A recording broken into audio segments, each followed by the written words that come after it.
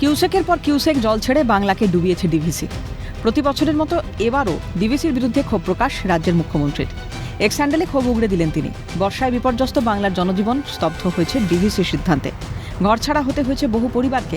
আপাতত ঠিকানা তাদের ত্রাণ শিবির।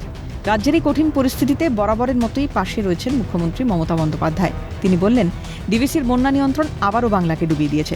মুখ্যমন্ত্রী তুলে ধরেছেন প্রতি বছরের সঙ্গে চলতি বছরে ডিভিসির জল ছাড়ার ফারাকের পরিসংখ্যানও। 2024 সালের তুলনায় এবছর ডিভিসির জল ছাড়ার পরিমাণ 11 গুণ বেড়েছে। 2023 সালের তুলনায় বেড়েছে 30 গুণ। পরিসংখ্যান বলছে 2024 সালের জুন ও জুলাই মাসে ডিভিসির থেকে জল ছাড়া হয়েছে 4,535 লক্ষ কিউবিক মিটার। 2025 সালের জুন ও জুলাই মাসে ডিভিসি থেকে জল ছাড়া হয়েছে 50,287 লক্ষ কিউবিক মিটার। মুখ্যমন্ত্রী বলছেন, ডিভিসির এই সিদ্ধান্তে কেন্দ্রের মদত রয়েছে। সারা ভারতে কেন্দ্রীয় সরকার যে বাংলা বিরোধী পরিবেশ তৈরি করার চেষ্টা করছে তারই নিদর্শন ডিভিসির সিদ্ধান্ত। ডিভিসির সিদ্ধান্তে ষড়যন্ত্রের ইঙ্গিত পাচ্ছেন মুখ্যমন্ত্রী মমতা বন্দ্যোপাধ্যায়।